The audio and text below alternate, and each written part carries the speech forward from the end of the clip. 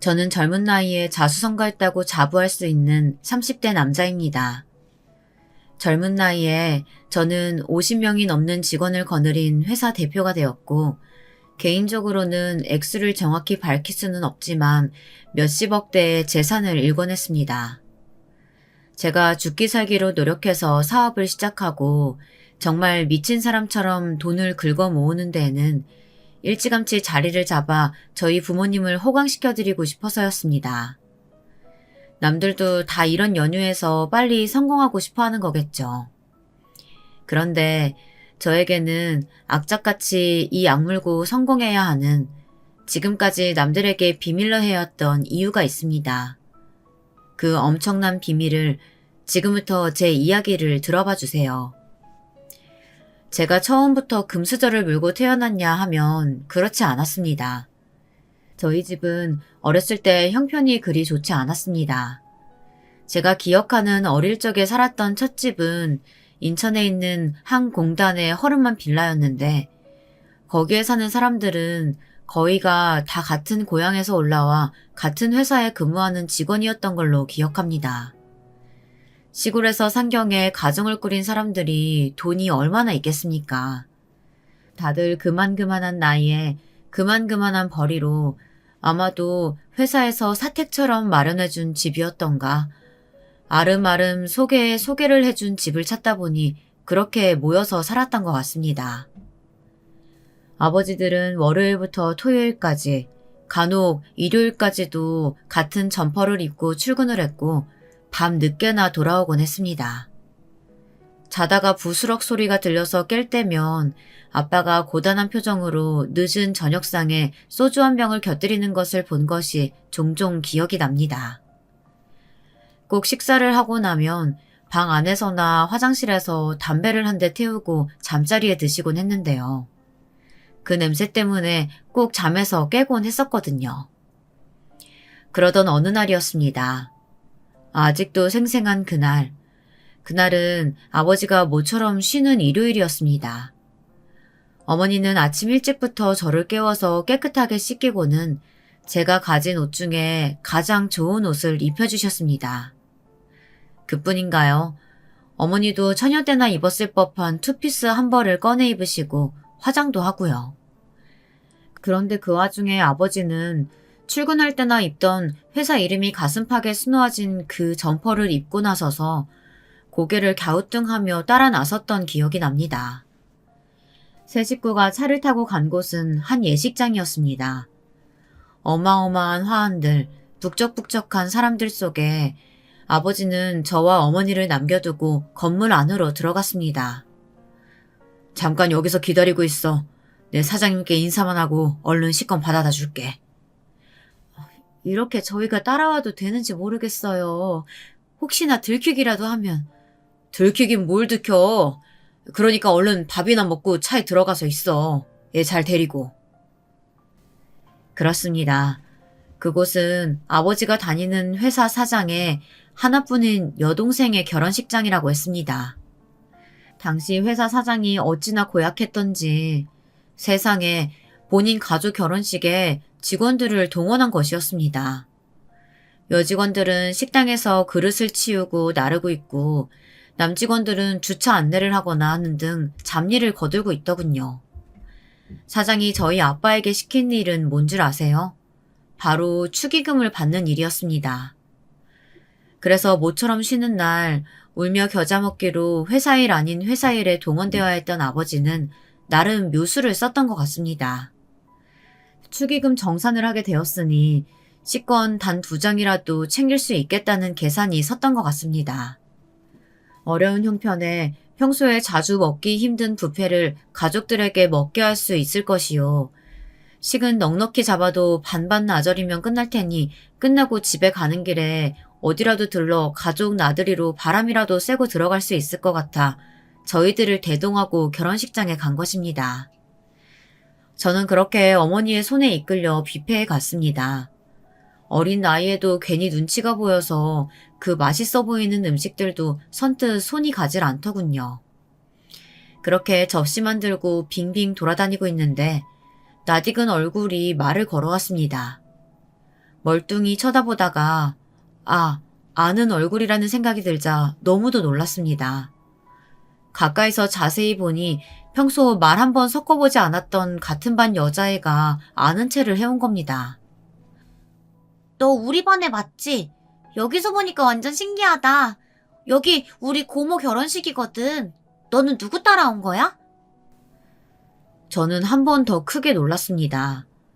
평소에 별로 관심도 없던 그 여자애가 바로 우리 아버지가 다니던 회사 사장 딸이었더군요. 그 아이는 드레스를 곱게 차려입고 공주님처럼 하고 나타났는데 저는 거지처럼 뷔페를 얻어먹으러 온 신세처럼 느껴져서 그냥 아는 체를 하고 싶지 않아 입을 꾹 다물고 그 자리를 도망쳐 나왔습니다. 그렇게 식당을 나왔더니 저 멀리 아버지가 축의금을 받으며 앉아 계신 것이 보였습니다. 그 순간 갑자기 어떤 아저씨가 나타나 아버지에게 삿대질을 하면서 고래고래 소리를 지르기 시작하는 거 아니겠습니까? 너무도 놀라 그쪽으로 뛰어갔습니다. 그 아저씨는 옆에서 사람들이 사장님 그러지 마시고 진정하세요 라면서 말리자 더더욱 흥분한 듯 보였습니다. 아버지는 어쩔 줄 몰라 쩔쩔매며 사장님의 화를 고스란히 다 받아내고 있는 게 아니겠어요. 지금 멍청이 여기서 앉아서 뭐하고 있는 거야? 내가 장부 똑바로 적으라고 했지? 이러면 돈이 안 맞잖아. 어쩔 거야? 네가 다 책임질 거야? 돈 안 맞으면 네가 다 갚을 거냐고? 오빠, 내 친구가 그러는데 저 사람이 축의금 받고 엉망으로 계산한 것 같대. 진짜 짜증나. 저 멍청한 사람은 남의 결혼식 망치려고 작정했대? 답답하고 짜증나. 오빠, 저 물건 좀 어떻게 해보면 안 돼? 이러다 하나뿐인 동생 결혼식 다 망치겠어. 죄송합니다, 사장님. 워낙 손님들이 많이 오셔서 식 끝나는 대로 최대한 다시 확인해서 맞춰놓겠습니다. 뭐? 식이 끝나는 대로? 너 지금 나랑 장난해? 사람들 다 가고 돈 다 없어지고 나서 맞춰보면 뭘 어쩔 건데? 네가 아직도 정신을 못 차리지? 야, 너 지금 당장 내 앞에서 무릎 꿇어. 네, 맞습니다. 알고 보니 아저씨의 정체는 놀랍게도 바로 아버지가 다니는 회사 사장이었던 모양입니다. 고급스러운 양복을 차려입은 것과는 달리 얼마나 입이 거칠고 인상이 험악하던져. 아버지가 그런 수모를 겪고 계신 걸 보니 어린 마음에도 북받쳐 올라 눈물이 저절로 줄줄 흐르고 말았습니다. 그리고 바로 그 순간 저는 경악을 금치 못했습니다. 아버지가 갑자기 자리에서 일어나 그 차가운 바닥에 무릎을 꿇고 머리를 조아리기 시작한 겁니다. 사장님, 제가 잘못했습니다. 귀하신 동생분 결혼식에 큰 폐를 끼쳤습니다. 제가 이렇게 무릎 꿇고 빌겠습니다. 일단 한시가 급하니 식을 어떻게든 잘 마치시고 용서해 주시면 어떻게든 제가 책임지고 다시 확인해 보겠습니다. 정말 죄송합니다. 그 사장이란 놈은 뭔가 더 대거리를 하려고 했지만 이내 친척인지 친구인지 뭐라고 귓속말을 하자 갑자기 아버지를 일으켜 세웠습니다. 야, 너 일어나봐. 내 이번 일은 정강이 한 대로 퉁칠 테니까 앞으로 정신 똑바로 차려. 알았어? 그 말을 하면서 동시에 사장은 아버지의 정강이를 대고 세게 발길질을 했고 아버지는 눈물을 찔끔 흘려가며 한쪽 다리를 붙들고 껑충껑충 뛰었습니다. 얼마나 아팠을까요? 아프단 말을 비명처럼 지르는 대신 연신 죄송합니다, 죄송합니다만 외치던 아버지. 저는 그대로 뛰쳐나가려던 걸 이를 악물고 참았습니다. 아버지가 결혼식장에서 아버지를 봐도 모른 체 하라고 신신당부했었던 것이 기억이 나기도 했고 저 멀리서 아까 만났던 같은 반 여자애가 저를 쳐다보고 있다는 것을 아까부터 느끼고 있었기 때문입니다. 그렇게 입술을 깨물어가며 허벅지를 꼬집어가며 숨죽여 지켜보니 사장은 어느새 가버리고 아버지는 절뚝거리면서 다시 자리로 가서 축의금 봉투를 정리하기 시작했습니다. 아버지의 잔뜩 굽은 등이 어찌나 주눅들어 보이던지 눈물 콧물을 죽죽 흘리면서 아버지의 등과 사장이 가버린 자리를 번갈아 노려볼 수밖에 없었습니다. 그나마 아버지가 그 모습을 제가 봤다는 것을 모르는 것 같아 다행이라는 생각에 서둘러 자리를 떴죠. 그날 하루가 어떻게 지났는지 모르겠습니다. 생각보다 이런저런 뒷수습해야 할 일들이 많았던지 아버지는 밖이 깜깜해져서야 예식장 밖을 나왔고 차에서 어디 나들이라도 가려던 저희 가족은 그냥 아무도 말 한마디 하지 않고 그대로 지친 몸을 차에 싣고 집으로 돌아갔습니다. 그리고 그날 밤 저는 아버지 담배 냄새에 또 슬며시 잠에서 깼고 이번에는 엄마와 아빠가 두런두런 이야기 나누는 소리를 듣게 되었습니다. 사장님 정말 너무하는 거 아니에요? 이렇게 쉬는 날 일 시키는 것도 모자라서 뭘 그렇게까지 잘못했다고 사람한테 손찌검을 해요.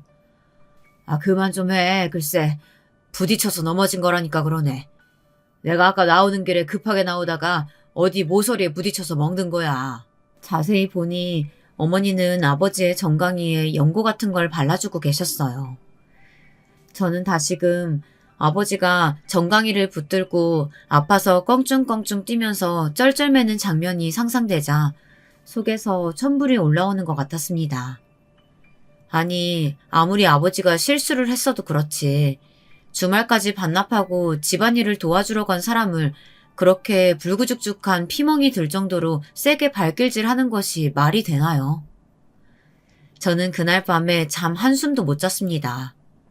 아버지를 생각하면 우라가 치밀어서 그랬습니다. 어떻게 복수해주지? 어떻게 대갚아주지? 아버지가 당장 그 회사를 그만두었으면 좋겠는데 어디 뾰족한 수가 없을까? 내일부터 나도 어딜 나가서 돈이라도 벌어볼까? 갖은 생각이 다 들더군요. 내일 학교에 가서 그 여자의 얼굴을 볼 생각을 하니 그것도 영 끔찍했습니다. 그 여자애가 나한테 어제 그 결혼식장에 왔냐고 계속 추궁하면 뭐라고 대답하지? 우리 아빠가 자기네 아빠 회사에 다니는 직원, 그것도 엄청나게 구박받고 노예처럼 설설 기는 직원인 줄 알고 나를 놀려대면? 이런 생각을 하면 할수록 참으로 끔찍한 상상이 아닐 수 없었습니다. 그렇게 저는 다음날 잔뜩 긴장한 채로 학교에 갔습니다. 그런데 웬걸 너무 황당한 건 뭔지 아십니까? 그 여자애는 저를 거들떠 보지도 않는 겁니다. 어제 예식장에서 쟤를 만난 게 꿈이었나 싶을 정도로 그 아이는 저를 모른 척했고 저 역시도 굳이 그 여자에게 말을 건다거나 할 일은 없었죠. 그렇게 그 아이와는 대면대면한 채로 졸업까지 흘러갔습니다. 가끔 그 여자애를 볼 때면 원망스럽긴 했습니다. 걔가 입고 다니는 좋은 옷, 매일 학교 앞까지 데리러 오는 기사 딸린 차, 두둑해 보이는 용돈 지갑까지도. 왠지 저희 아버지의 피땀이 거기에도 영향을 미치지 않았을까 하는 생각이 가끔 들기도 했기 때문입니다. 저는 그렇게 제가 보는 앞에서도 아빠에게 쌍욕을 퍼붓고 무릎까지 꿇린 회사 사장을 두고 마음속으로 다짐했습니다. 아빠, 내가 커서 꼭 아빠 복수해줄게요. 눈에는 눈, 이에는 이예요. 그게 뭔지 제가 몸소 뼈저리게 깨닫게 해주겠습니다. 꼭 기대해주세요. 그리고 느꼈습니다. 당시 축의금에도 벌벌 떠는 수전노 같은 사장을 보며 저 사람은 돈을 굉장히 중요시하는구나. 그 사람에게 복수를 하려면 돈, 그것도 엄청나게 많은 돈을 벌어야 한다는 걸 뼈저리게 깨달은 것입니다. 이렇게 되기까지 정말 악착같이 밑바닥에서부터 차근차근 이를 악물고 올라와 성공했다고 보시면 됩니다. 아버지 일이 있고 나서 그 다음날부터 저는 밤낮으로 코피를 흘려가며 공부를 했지만 저에게 공부머리는 그닥 있지 않다는 걸 일찍이 깨달았습니다. 아무리 제가 피똥을 싸며 공부에 성적을 올려봤자 이미 타고나길 똑똑한 애들은 따라잡기가 힘들더군요. 그래서 저는 다른 방법을 택했습니다. 대학도 가지 않고 고등학교를 졸업하자마자 일단 군대부터 다녀와서 돈이 되는 일은 무조건 섭렵했습니다. 고층 유리창 닦기, 화장실 타일 수리하기, 공장에서 12시간 넘게 중노동하기. 그렇게 닥치는 대로 기술을 배웠고 그 와중에 돈이 될 일은 무엇이 있을까 눈에 불을 켜고 찾아다녔습니다. 그렇게 연구에 연구를 거듭하고 발품을 판 결과 여기저기 쓰임새가 많은 박스를 만들어 납품하는 것이 큰 돈이 된다는 것을 알고 그 일에 뛰어들었습니다. 세상에 박스가 얼마나 많이 쓰이는 줄 아십니까? 특히나 요즘 택배가 발달되면서 거래처만 잘 뚫어놓으니 돈이 돈을 버는 사업이더라고요. 그렇게 저는 젊은 나이에 큰 재산을 일궈냈습니다. 그리고 여러분 기억나시죠? 그때 그 같은 반 여자의 말입니다. 네, 저는 그 여자에게 연애를 걸었고 프로포즈를 해서 결혼 승낙까지 받아냈습니다. 사장에게 복수를 하기 위해 가장 가까이 접근할 수 있었던 방법은 그 여자애를 꼬셔서 사장의 사위가 되는 수밖에 없다고 계산한 겁니다. 남자가 10번 찍어 안 넘어가는 여자가 있던가요? 제 역사상에는 없었습니다. 마음만 먹으면 세상에서 제일 쉬운 것이 여자들 마음을 살살 녹이는 것이죠.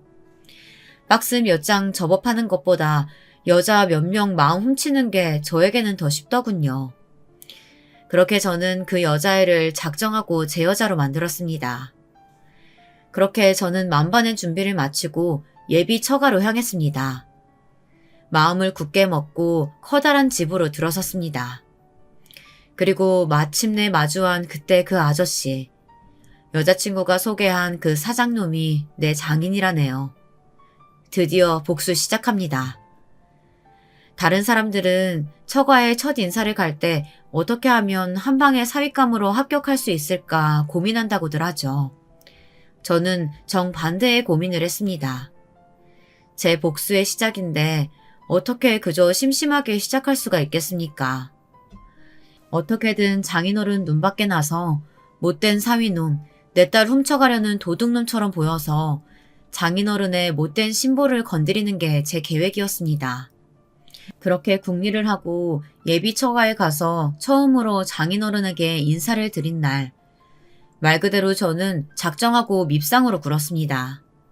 원래 살살 약 올려줄 계획은 있었지만 그 정도까지 할 생각은 아니었는데 20년 만에 그 사장 면상을 보니 억하심정이 욱하고 치고 올라오더군요.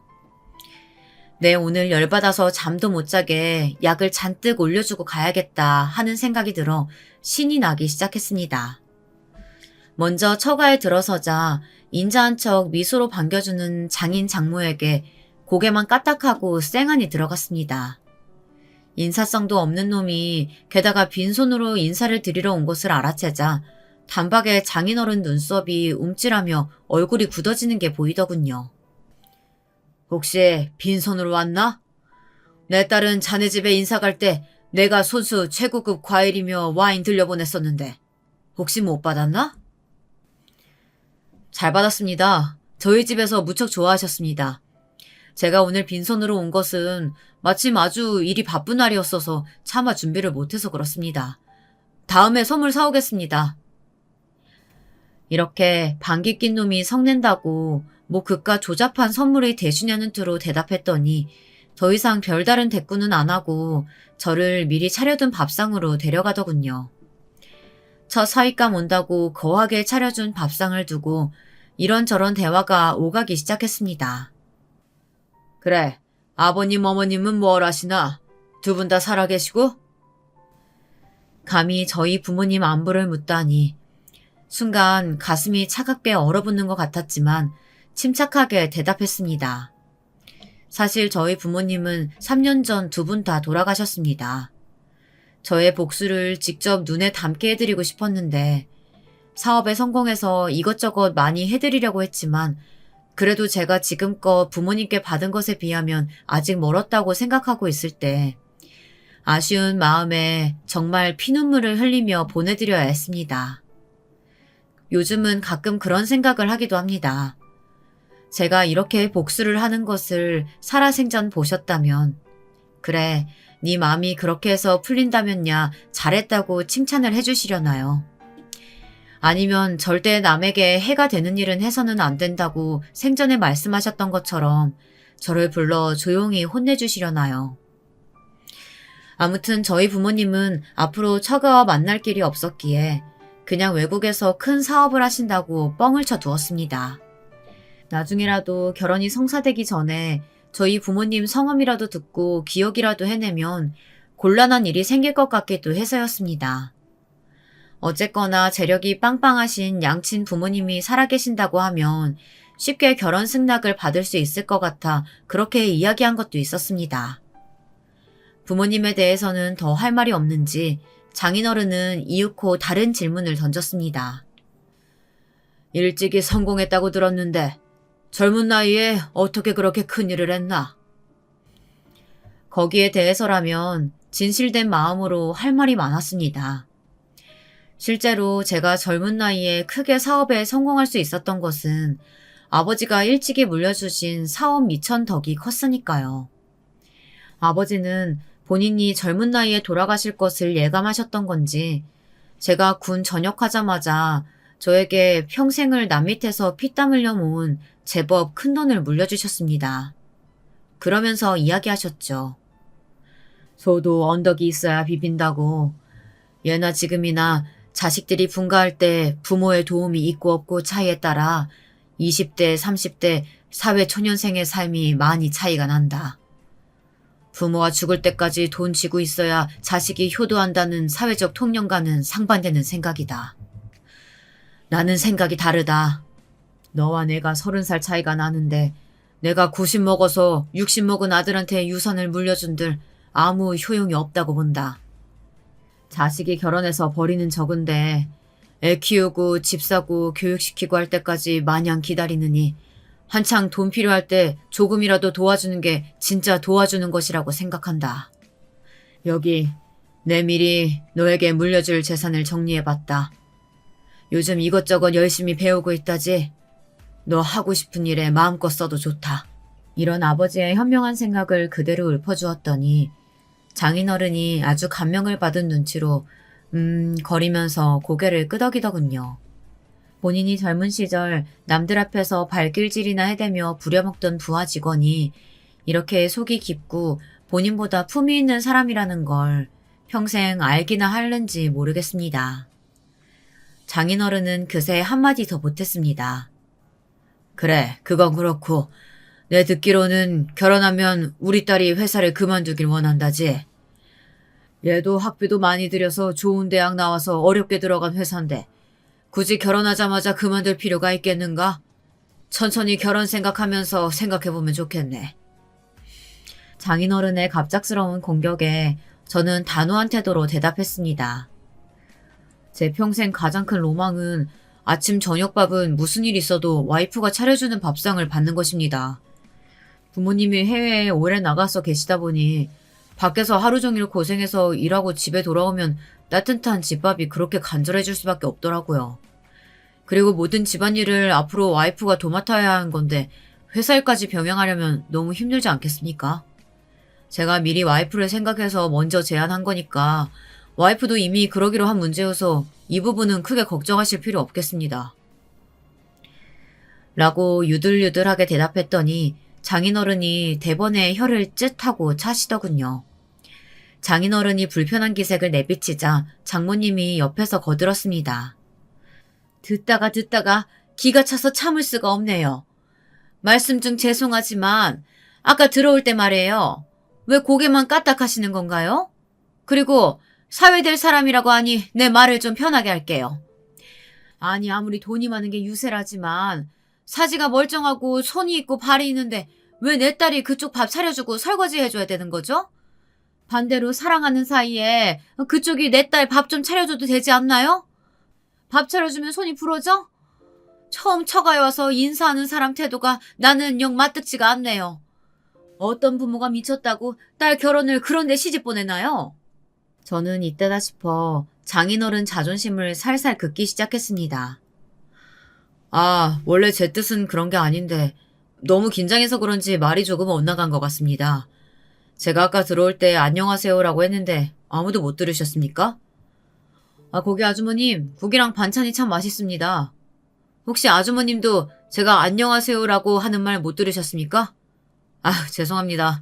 제가 워낙 긴장을 하면 목소리가 안으로 말려 들어가서. 그런데 장모님, 사실 아내를 집에 들이려고 한 것은 어렸을 때부터 아내가 장인어른이 돈 가지고 짜게 굴고 생색내는 것을 힘들어했다는 가정사를 익히 들어서 그렇게 마음을 먹은 것도 있었습니다. 원래 돈이 어중간하게 있으면 처자식에게 나가는 돈이 인색해지기 마련인데 다행히 저는 일찍이 자수성가했으니 그럴 일이 절대 없을 것이라는 제 나름의 결혼 공약이자 호언장담이었습니다. 장모님, 장인어른, 저는 아내를 절대 고생시키지 않고 집안 살림만 잘 하도록 해서 잘 살아보겠습니다. 라고 했더니 그 말을 듣자마자 장인어른은 자리에서 벌떡 일어나서 너 지금 뭐라고 했어? 뚫린 입이라고 어디 어려운 자리에서 함부로 남의 가정사를 들먹이는 버르장머리야? 라고 호통을 치기 시작하는 겁니다. 그러더니 깜짝할 사이에 눈앞이 깜깜해지고 별이 번쩍하는 것처럼 느껴지더니 어느새 저는 장인어른에게 붙들려 질질 끌려나가고 있었습니다. 예전 버릇 어디 가겠습니까? 그대로 장인어른은 저의 멱살을 잡고 끌어내 현관문을 열고 집 밖에다가 저를 내동댕이 쳐버렸습니다. 그래도 분이 안 풀리는지 소금통에 소금을 한 바가지 퍼서 나와서 저에게 뿌리면서 당장 꺼지라고 고래고래 소리를 지르는데 이 나이에도 성질이 보통 성질이 아니더라고요. 그렇게 첫인사를 드린 자리에서는 그렇게 쓰레기 짐짝 취급을 받고 그 집에서 쫓겨나고 말았습니다. 그렇게 저를 쫓아버렸다는 것은 절대로 결혼을 승낙하지 않겠다는 의지로 표현한 것도 있었겠죠. 그날로 장인어른과 장모님은 아내에게 저와 무조건 헤어질 것을 명령했다고 합니다. 그러나 그 또한 제가 예상하고 계획했던 바, 제가 그렇게 나간 데에는 다 이유가 있었습니다. 네, 맞습니다. 저는 장인어른이 제 결혼을 끝까지 반대할 줄 알고 이미 아내를 꼬셔서 결혼할 수밖에 없는 명분을 만들어버렸습니다. 아내의 뱃속에 제 아이를 품게 한 겁니다. 그 사실을 안 장인어른은 제가 얼마나 밉고 흠심 두들겨 패주고 싶었을까요? 아내가 밥상머리에서 입덧을 하기 시작하고 몰라보게 배가 나오기 시작하자 임신한 것을 눈치챈 장인어른은 노발대발했습니다. 어디서 버르장머리 없는 상놈의 자식을 결혼도 하기 전에 가졌단 말이야? 그 자식 내 딸이 탐나서 작정하고 일을 벌린 것 같은데 어림도 없다. 내가 그깟 애 하나로 마음이 흔들릴 줄 알고? 그깟 놈의 자식. 나오면 어디 멀리 입양 보내거나 아니면 수술이라도 시키면 그만이야. 예, 맞아요. 저도 그 사람은 정말 더 이상 꼴도 보기 싫어요. 무슨 가족의 연을 맺어요? 사람이 영 기분이 깨름직한 게 우리 집안 말아먹을 관상이란 말이 딱 맞아요. 나는 이 결혼은 애가 생겼다고 해도 반대해요. 내가 내일 꼭 병원에 데려갈 테니까 그렇게 알아요. 그렇게 장모님은 아내를 데리고 산부인과로 향했습니다. 병원에 가서 애를 지우는 수술을 할 수 있냐고 물었고 의사에게 진찰을 받고 기다리니 의외로 청천벽력 같은 말을 듣게 되었다고 합니다. 하필 아내의 몸이 약해서 이번 아이가 잘못되면 앞으로 평생 애를 가질 수 없을지도 모른다는 겁니다. 여자로서 앞으로 살아갈 날이 창창한데 평생 자식 하나 못 가져보고 살게 될 수도 있다는 말이었습니다.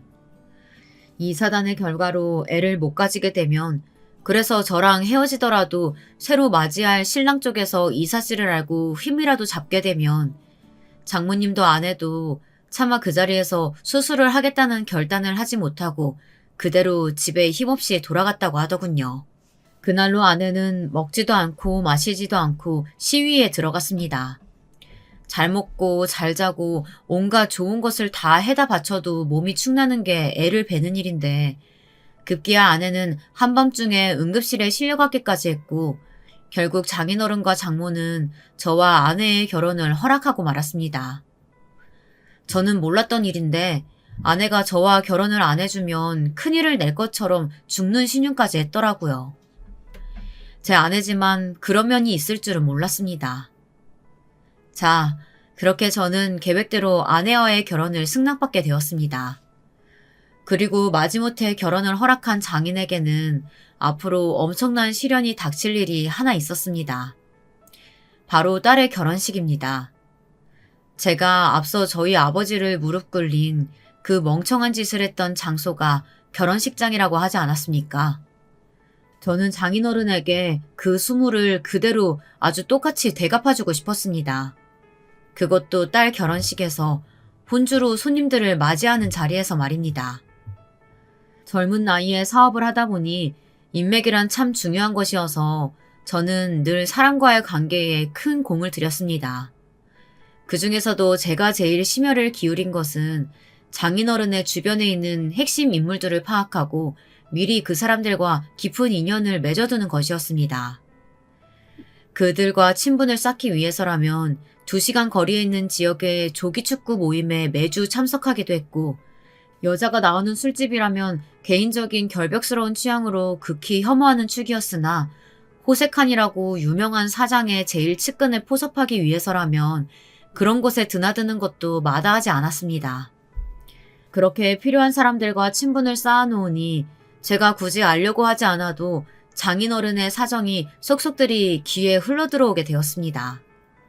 그 중에 제일 반가운 소식은 장인어른이 운영하는 회사가 요즘 큰 돈이 꼭 필요한데 알아보는 은행마다 대출을 해주지 않아서 골머리를 앓고 있다는 겁니다. 기다리던 소식에 쾌재를 불렀습니다. 그리고 그 타이밍을 잡아서 장인 장모에게 혼수로 압박을 넣기 시작했습니다. 제가 먼저 아내에게 눈알 만한 다이아와 명품 가방, 화장품 등등 폐물을 가득 안겨주었고, 집도 강남 한복판에 제일 신축 아파트로다가 장만해서 신혼집으로 쓰겠다고 선언했습니다. 그뿐인 줄 아십니까? 아내가 타고 다니던 후진 아반떼를 신형 세단으로 바꿔주기도 했습니다. 그러면서 은근히 제 바람을 흘렸죠. 저도 고가의 명품 시계, 고급 정장 정도는 혼수로 받고 싶다. 고급 신축 아파트를 신혼집으로 해가는 만큼 신혼 가전 역시 최고급으로 채우고 싶다. 현금이나 주식도 좀 보유하고 있는 게 있다면 제 재산과 합쳐서 굴리면 더 크게 불어날 것 같다 등등 여러 가지로 압박을 했습니다. 장인어른도 큰 사업차를 운영하며 나름 떵떵거리며 살아왔는데 자존심이 보통 자존심이었겠습니까? 차마 돈이 없어서 내 그것들을 못 해주겠네 라는 말은 체면이 깎일까봐 하지도 못하고 그 모든 걸 해내겠다고 큰 소리를 떵떵 치더라고요. 아니, 고작 그 정도로 우리 딸을 시집 보낼 줄 아냐면서 더 크고 좋은 걸 다 해줄 테니 기대하라고 되려 으름장을 놓기도 했습니다. 회사에 필요한 큰 돈에 딸 시집 보낼 어마어마한 결혼 자금까지 돈이 너무나 급해진 나머지 장인어른은 그만 손을 대서는 안 될 것에 손을 대기 시작했습니다. 그즘 주식이다 코인이다 열풍이 불어서 하루만 돈을 넣어도 20배, 40배 수익이 난다는데 귀가 동해서 그만 회사 돈을 뒤로 빼들려 그쪽으로 미련한 투자를 다 해버렸고, 원래 필요했던 회사 자금이 10억이라면 그 돈은 이제 이자까지 합쳐서 20억, 30억으로 마구 불어나기 시작했습니다. 결국 장인어른은 사채에 가지 손을 댔다는 것을 저는 알게 되었습니다. 참으로 뻔뻔한 집구석이더군요. 제 앞에서는 온갖 화려한 혼수를 해준다며 생색을 내는데 그게 다 빚잔치에 거액의 고리대금을 받아서 장만한 것들이라뇨. 큰 회사를 그렇게 오래 운영한 사람이 어쩜 그렇게 경제관념이 없는지. 아니, 돈 많은 사위 봤다고 이제 사위덕 좀 보려고 한 것일까요? 어쨌거나 그 빚을 장인어른이 다 못 갚으면 저에게도 영향을 끼칠 텐데 그 모든 걸 숨기고 결혼까지 강행하는 것이 정말 소름 끼치도록 싫고 징그러웠습니다. 그렇게 마침내 대망의 결혼식 날, 하객들이 구름처럼 물려들고 장인어른은 멋지게 차려입고 손님들을 맞이했습니다. 신랑 입장 행진곡이 나오자 제가 먼저 들어가 설레는 마음으로 신부를 기다렸습니다. 그리고 마침내 신부 입장곡이 나오고 장인어른이 가증스러운 눈물을 훔치며 아내의 손을 잡고 저에게 걸어 들어온 순간 돌연 하객들이 비명을 지르기 시작했습니다. 결혼식장에서는 함부로 벌어질 수 없는 충격적인 사건이 시작된 겁니다. 글쎄, 신부 입장이 시작되자마자 단체로 검은 양복을 입은 사내들이 손에는 야구방망이 같은 것들을 들고 식장에 떼로 몰려든 게 아니겠어요. 장인어른도 혼비백산한 눈치였습니다. 그리고 곧 벌어진 일들 역시 정말 충격의 연속이었습니다. 그 사내들은 방망이를 하객들 얼굴에 들이대며 마구 위협을 하기도 했고, 하객들 음식으로 나온 스테이크를 손으로 집어먹다가 바닥에 상스럽게 퇴에 뱉어버리기도 했습니다. 화려하게 장식된 꽃 장식을 다 때려 부수기도 했고요. 개 중에도 제일 무섭고 힘세게 생긴 놈이 장인어른에게 가서 말했습니다. 네가 거기 기업 사장이지? 어디서 겁도 없이 우리 형님한테 그렇게 큰 돈을 빌리고 갚지도 않았으면서 이렇게 화려하게 딸 시집을 보내? 보아하니 축의금도 솔찬히 들어온 것 같은데 그걸로 지금 당장 우리 돈 갚아. 안 그러면 다 부숴버릴 테니까. 아직 약속한 기일도 되지 않았는데 여기까지 와서 이러는 게 무슨 경우입니까? 제가 빌린 돈과 이자는 약속한 날에 꼭 갚을 테니 오늘은 그만 돌아가 주세요. 제 하나뿐인 딸의 결혼식입니다. 제발 부탁입니다. 장인어른은 후들후들 떨리는 다리를 간신히 붙들고 서서 아주 애절하게 깡패에게 애원을 하더군요. 그래? 약속한 날에 꼭 돈 갚는단 말이지? 근데 말야, 나는 너 같은 이렇게 앞에서는 돈 없다고 징징대고 뒤에서는 남의 돈으로 호의호식하는 구린 놈들의 말은 믿을 수가 있어야지. 네가 정 그렇게 애원을 하니까 내가 방법을 하나 알려주지. 지금 여기 네 가족, 친척, 친구들 앞에서 무릎 꿇고 맹세해봐. 그럼 내가 오늘은 물러가 줄게. 대체 왜들 이러십니까? 제가 어떻게 딸 자식 앞에서 무릎을... 선생님, 갚을게요. 갚는다고요. 제발 이번 한 번만 넘어가 주세요. 장인어른이 완강히 무릎을 꿇는 것만은 거부하자 깡패 두목은 갑자기 주례 선생 코에 주먹을 날렸습니다. 갑작스러운 일격에 주례 선생은 비명을 지르고 하객들도 놀라서 막 소리를 지르고 경찰을 부르고 난리가 났습니다. 그제서야 장인어른은 황급히 무릎을 꿇고 빌더군요. 갚을게요. 네, 이렇게 무릎 꿇고 약속합니다. 갚겠습니다. 죄송합니다. 깡패 두목은 그제서야 만족한 듯 장인어른에게 그래? 그렇단 내가 한번 믿어보지 하면서 장인어른에게 이제 그만 일어날 것을 명령했습니다. 그렇게 그대로 돌아가는가 싶더니 돌연 장인어른의 정강이를 한 대 세게 걷어차주고는 말했습니다. 당신이 우물쭈물 거리는 바람에 애꿎은 저 사회자인지 뭔지 아는 양반이 한 대 얻어맞았으니까 당신도 한 대 맞아야 공평하지 않겠어? 이따가 가족 사진은 찍어야 할 테니까 내 선심 베풀어서 얼굴은 안 건드리고 다리 한 대만 걷어차주겠어. 그리고 똑똑히 기억해. 이번 약속한 날까지 돈 갚지 않으면 다리를 그냥 잘라버릴 줄 알라고. 그렇게 으름장을 놓고 깡패들은 사라지고 장인어른은 한참을 정강이를 붙들고 껑충껑충 이리 뛰고 저리 뛰더군요. 여러분, 그 모습을 보는 제 심정이 어떨지 짐작이나 하시겠습니까? 지난날 아들 앞에서 그 수모를 겪으신 아버지가 생각나면서 말로 표현할 수 없을 만큼 큰 감정의 소용돌이를 느꼈습니다. 똑같이 복수를 해주면 정말 너무도 속이 후련하고 시원할 줄 알았는데 장인어른도 제 자식은 중하다고 이렇게 많은 사람들 앞에서 그 수모를 겪고도 참는 걸 보면 오만 가지 복잡한 생각이 들면서 입맛이 씁쓸해지더라고요. 이쯤에서 궁금하실 겁니다. 그 깡패놈들이 어떻게 그렇게 속속들이 알고 쪽집게처럼 저희 아버지가 겪으신 수모를 장인어른에게 똑같이 대갚아 주었을까요? 그 사실을 알면 정말 기가 막히실 겁니다. 사실 그 사람들은 장인어른이 돈을 빌린 고리대금 업체랑은 아무런 상관도 없는 사람들입니다. 그냥 어디 동네 깡패들 중에 시간 되고 돈 필요한 사람들 불러다가 협박을 시킨 것뿐입니다.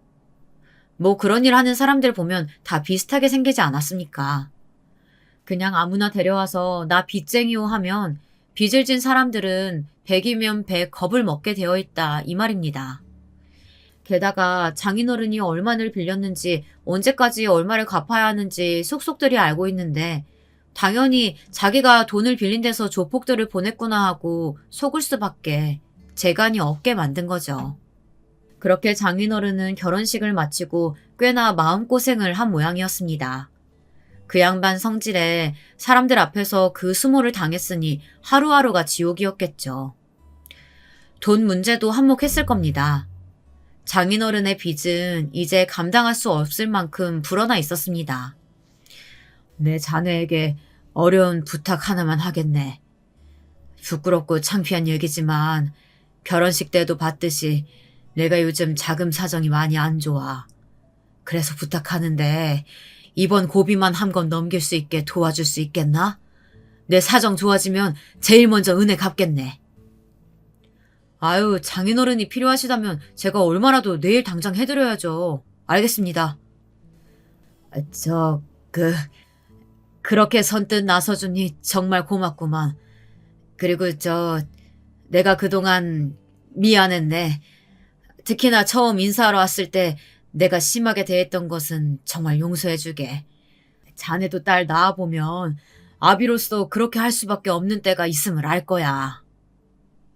저는 미묘한 웃음을 머금고 장인어른에게 한 가지 조건을 내걸었습니다. 제가 물심양면으로 장인어른을 금전적으로 도와드릴 수 있는 부분은 지원하긴 할 건데 만약에 혹시라도 끝내 일이 잘못되면 그때는 제가 아버님이 다시 일어서실 수 있도록 이런저런 조언을 할 수도 있는데 그것을 받아들일 수 있으시겠냐. 그게 어려우시겠다면 저도 앞으로 아버님과의 사이가 틀어지는 건 원하지 않기에 금전적으로도 엮이고 싶지 않다. 하지만 금전적으로 이렇게 엮이는 이상 정말 한 가족이 되었다고 생각하고 추후에 제가 하는 소리가 아쉬운 소리라도 밉지 않게 받아들일 수 있으시다면 제 돈을 얼마든지 가져다 쓰시라고 말씀드렸습니다. 그래, 고맙네. 알겠네. 내 명심하겠네. 그럴 일 없게 내가 아주 다시 크게 일어서 보겠어.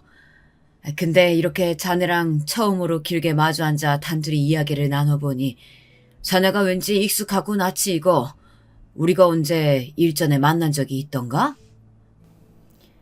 장인어른은 이렇게 자기가 아쉬울 때가 되어서야 제 얼굴을 찬찬히 뜯어보더니 뭔가 익숙하다는 느낌이 들었나 봅니다. 네, 제가 제 아버지 아들이니 당연 얼굴에도 닮은 구석이 많겠죠. 그렇게 남들 앞에서 부려먹고 괴롭히고선 자기는 우리 아버지 얼굴도 까맣게 잊어버리고 살았다니.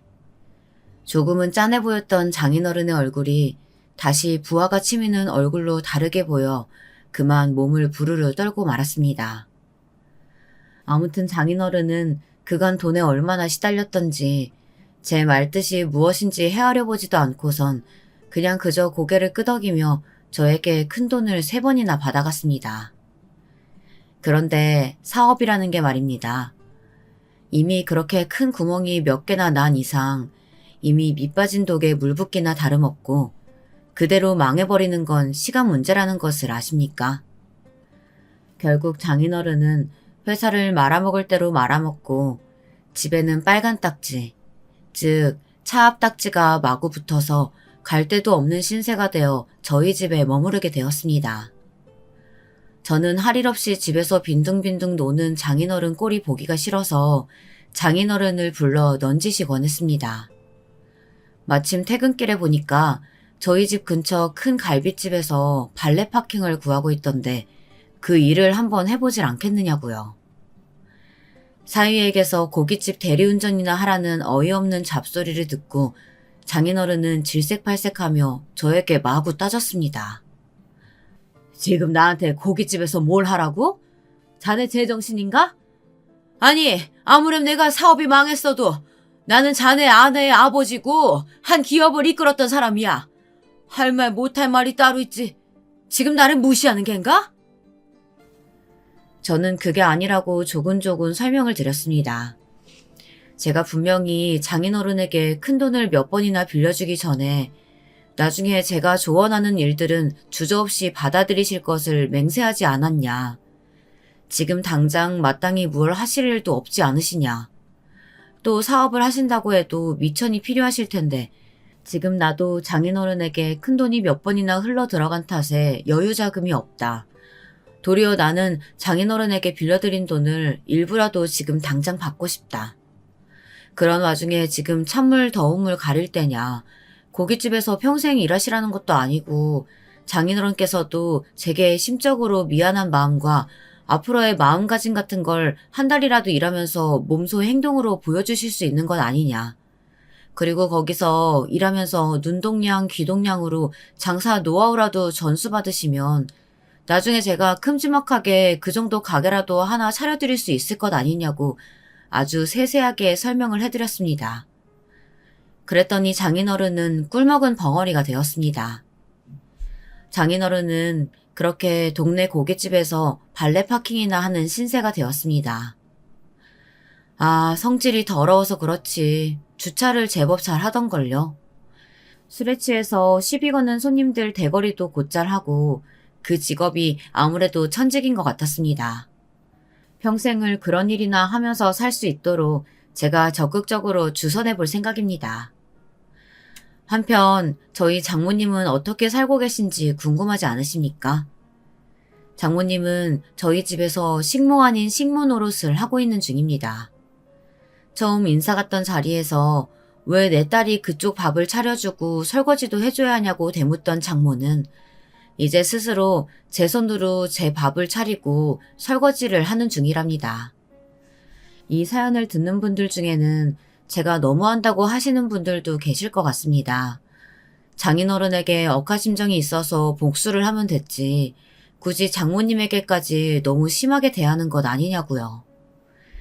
그런데 이 이야기를 들으시면 생각이 달라지실 겁니다. 제가 결혼하고 장인어른도 아니고 장모님 때문에 또 한 번 피눈물을 흘린 일이 있었다면 믿으시겠습니까? 결혼하고 5개월쯤 지났을까. 아내가 출산이 다가오자 몸도 무겁고 아주 힘들어해서 장모님이 제 집에 며칠간 머물렀던 일이 있었습니다. 그날은 모처럼 저도 집에서 아내와 장모와 함께 식사를 하고 다 같이 과일을 먹으면서 텔레비전을 보고 있었던 날이었습니다. TV에서 옛날에 했던 드라마를 방영해 주는데 거기서 한 회사의 부장 와이프가 부하 직원 와이프들을 종처럼 부려먹는 장면이 나오지 않겠습니까? 과장 와이프를 불러다가 김장을 시키고 대리 와이프를 불러다가 그 집 막둥이를 유치원에서 데려오게 하는 일을 시키고 사원 와이프를 불러다가 집 청소를 시키는 장면 같은 게 나오더군요. 그 장면을 보자 장모님은 깔깔 웃으며 이야기했습니다. 맞아. 나 때문에 저런 게 정말 흔한 일이었어. 아유, 그땐 살기가 참 좋았는데. 나는 시키지도 않았는데 회사 직원들이 와서 막 집안일을 거들어주고 그랬다니까. 그때는 직원들이 회사 다니면서 사장님한테 고마워할 줄도 알고 참 따뜻하고 좋은 세상이었는데 요즘엔 세상이 참 각박해. 불현듯 저희 어머니와 아버지가 생각났습니다. 설마 우리 엄마한테도 저런 일을 시킨 적이 있다는 건가? 반신반의하며 장모님을 슬쩍 떠봤습니다. 아, 맞아요, 장모님. 요즘 세상에는 직원들 불러다가 저런 일 시켰다가는 큰일 납니다. 아주 세상이 천지개벽했어요. 예전에는 어떤 일들까지 대체 시켰던 거예요? 제가 듣기로는 무슨 예식이며 장례식 있을 때 직원들을 동원하기도 했다고 하던데. 맞아, 그랬지. 나는 아직도 기억나는 게 우리 시누이, 그러니까 얘 고모 결혼식 하던 날 직원들이 그 전날까지 야근하고도 결혼식장에서 일손 도우러 왔었지. 그 중에서도 좀 안타까운 직원이 한 명 있었는데 내가 봤을 때도 그 직원이 유난히 성실하고 일도 잘했단 말이야. 근데 애 아빠가 그 직원을 유독 부려먹고 미워하고 그러더라고. 그날도 그 사람 많은 앞에서 아유, 하여튼 내가 언젠가 물어봤더니 그것도 나름 비결이 있더라고. 어떤 비결이요? 하고 물으니 정말 기가 막힌 대답이 돌아왔고 저는 엄청난 분노가 치솟았지만 그저 주먹을 꾹 쥐고 떨리는 것을 숨겨가며 참을 수밖에 없었습니다. 그런 사람들한테 행여나 일 잘한도 칭찬해주거나 돈 봉투라도 더 챙겨주면 안 된다는 거야. 더 구박하고 사람들 앞에서 창피주고 그래야 기합 들어가서 넙죽 엎드린다나? 자네도 사업한다길래 뭐 그렇게 사람 부릴 수도 있다는 것을 알려주는 거야. 아마도 그 친구가 자네만한 아들도 있고 참한 부인도 있었지. 나도 그때는 철이 없어서 애 아빠만 등에 업고 그 사람 마누라 내가 뭐라고 참 많이도 부려먹었어. 근데도 한마디 대드는 법도 없이 어찌나 성실하던지 부창부스란 말이 거기에서 나온 건가 봐. 네, 그렇습니다. 장모님의 부창부스란 말이 딱 들어맞는 것이 끼리끼리 유유상종이라고. 개같은 갑질을 일삼는 장인어른과 그에 꼭 어울리는 장모가 부부랍시고 저희 어머니 아버지를 얼마나 종처럼 부려먹었는지 누가 묻지도 않았는데 술술 불더라고요. 그 아들놈이 지금 니네 딸과 결혼해서 이렇게 두 눈을 시퍼렇게 뜨고 여기 앉아있다. 이렇게 소리치며 모든 것을 엎어버리고픈 심정이었지만 똑같이 대갚아주기 위해 정말 있는 힘을 다해 화를 참아낼 수밖에 없었습니다. 그렇게 저는 때를 기다렸고 장모님과 장인어른이 망해버리고 우리 집에 들어왔을 때 본격적으로 복수를 시작했습니다. 일부러 손 많이 가는 음식들을 매 끼니마다 먹고 싶다 노래를 불러 대령하게 했고요. 쪼그려 앉아서 김치 담기, 발로 밟아 두꺼운 이불 빨기, 매일매일 화장실 대청소하기, 제가 퇴근하면 바로 들어갈 수 있게 목욕물 따뜻하게 데펴두기, 제 속옷은 팬티 한 장이라도 다려두기 등 온갖 집안일을 마구 시켰답니다. 이렇게 저는 제가 계획한 큼지막하고 소소한 복수들은 다 성공했고 이제는 앞으로 피말려 죽는 게 이런 걸까 하는 느낌을 받을 만큼의 복수들을 꾸준히 하면서 살아갈 계획입니다. 혹시나 제 정체가 들킬 것이 두렵지 않냐고요? 전혀 그렇지 않습니다. 오히려 그게 더 심장이 두근두근한 것이 활력이 넘치는 삶이 될 것 같아요. 장인어른 장모님이 평생 제 정체를 모르고 제가 부려먹는 대로 당하다가 돌아가시면 그것 또한 당한 대로 대갚아주는 것이라고 생각합니다. 지금도 여전히 장인어른 장모님은 제 부모님의 존재조차 기억 못하고 계시지 않습니까? 들키면 들키는 대로 그것 또한 저분들에게 크나큰 충격과 분노일 테니 어쩌면 그것도 통쾌한 복수 중에 하나가 될 수 있겠죠. 혹시나 들키게 된다면 아내가 여기에 그간 있었던 일을 아내 입장에서 원통한 사연으로 풀어 써서 보낼 수도 있겠네요. 그렇다면 지금까지 들려드린 제 이야기를 기억해 주시고 제 사정도 조금 정상 참작해 주시겠어요? 아직 제 복수는 끝나지 않았습니다. 저의 다음 타깃은 고모님입니다. 왜 고모님이냐고요?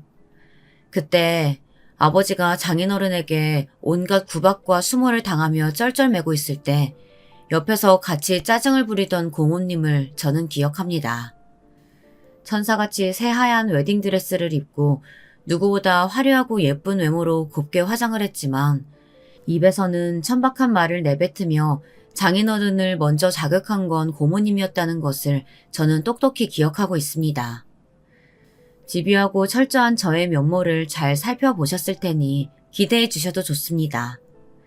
자, 그럼 다음 타깃 고모님은 어떻게 요리해 줄까요?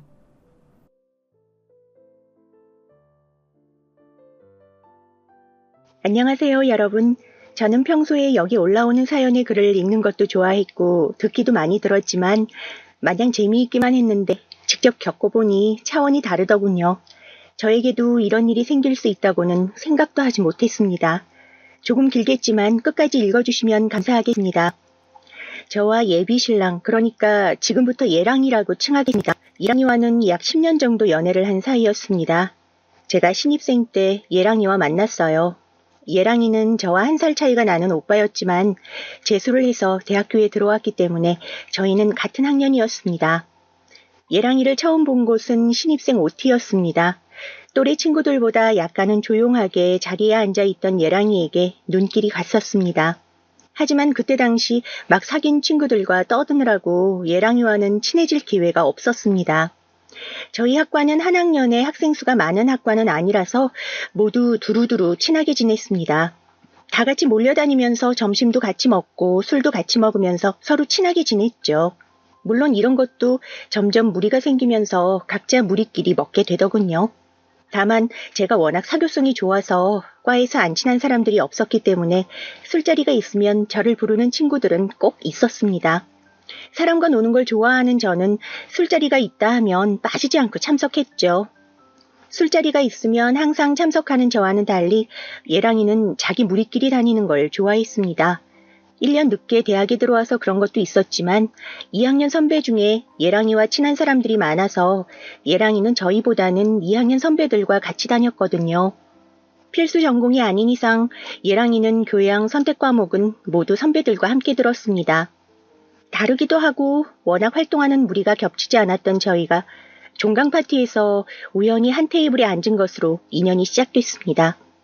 그 술자리에서 같이 술도 먹고 취한 친구들을 보살펴주며 친해진 저와 예랑이는 2학기가 시작되고 나서 서로 과제도 도와주고 밥도 자주 같이 먹고 그랬죠. 그런 저와 예랑이를 보고 예랑이 친구들과 제 친구들은 둘이 사귀는 거 아니냐고 은근슬쩍 떠보기도 많이 떠봤습니다. 뭐야? 너 민수 오빠랑 사귀는 거야? 맞아, 나도 궁금해. 둘이 무슨 사이야? 아이, 뭐래. 그런 거 아니야. 친구들은 장난으로 한 말이었지만 저는 싫지 않았습니다. 예랑이가 나쁜 스타일도 아니었고 오히려 멀끔하게 옷도 잘 입고 훈훈한 외모의 훈남 스타일이었거든요. 목소리도 좋고 다정한 사람이라 과에서 예랑이에게 좋아한다고 고백한 여자들도 좀 있었고요. 주변에서 계속 잘 어울린다, 사귀는 거냐, 둘이 뭐냐 이런 소리를 들으면서 저는 저 나름대로 예랑이에게 호감을 표현하기도 했습니다. 예랑이 생일에 예랑이가 가지고 싶어 했던 선물을 준다거나 술 먹고 다음날 숙취로 고생하는 예랑이에게 숙취 음료도 주면서 은근슬쩍 마음을 표현했죠. 그런 제 노력 덕분인지 1학년이 끝나고 해가 바뀌는 자정에 예랑이에게 사귀자는 고백도 받을 수 있었습니다. 그해 겨울 저희는 정말 많이 놀러 다녔습니다. 알고 보니 예랑이와 제 본가는 차 타고 20분이면 갈 수 있을 정도로 가까워서 동네에서도 자주 놀고 돈을 모아 친구들과 함께 싼 비행기 티켓을 구매해 제주도도 놀러가서 놀기도 했고요. 하루는 제가 차 타고 드라이브 가고 싶다는 말을 생각 없이 했는데 그 다음날부터 운전면허 학원에 등록해서 진짜 한 달 만에 면허를 따오기도 했습니다. 아버님 몰래 차를 끌고 나와 겨울바다에 갔다가 조개구이도 먹기도 했죠. 물론 그날 바로 아버님에게 엄청 혼나기도 했지만요. 시간이 흘러 저희가 사귄 지 100일이 조금 안 됐을 무렵 예랑이에게 입영 통지서가 왔습니다. 마음 같아서는 1년만 더 나랑 학교를 다녀달라고 하고 싶었어요. 친한 오빠 동생으로는 학교를 다닌 적이 있었지만 연인으로는 학교를 다닌 적이 없었으니까요. 게다가 예랑이가 군대 다녀오면 제가 졸업반이거나 졸업을 했을 테니 캠퍼스 커플에 대한 로망을 제대로 이루지 못했다는 서운함도 생기더군요. 하지만 예랑이는 이미 대학교를 오기 위해 1년 재수를 해서 지금 안 가면 자기도 엄청 가기 싫어질 것 같다고 하면서 남들 다녀올 때 갔다 오겠다고 하더군요. 저는 그런 예랑이의 선택을 지지해 주기로 했습니다. 예랑이가 군대를 간다는 생각에 하루하루 싱숭생숭한 마음으로 지내고 있었는데 예랑이가 갑자기 전화를 해서는 집 앞 카페로 나와달라고 하더군요. 무슨 일인가 싶어 허둥지둥 모자만 푹 눌러쓰고 예랑이가 말한 카페로 갔더니 한다는 말이 자기 기다리지 말고 좋은 사람 있으면 만나도 좋다는 말이었습니다. 그 말이 얼마나 서운하던지. 나 기다리지 마.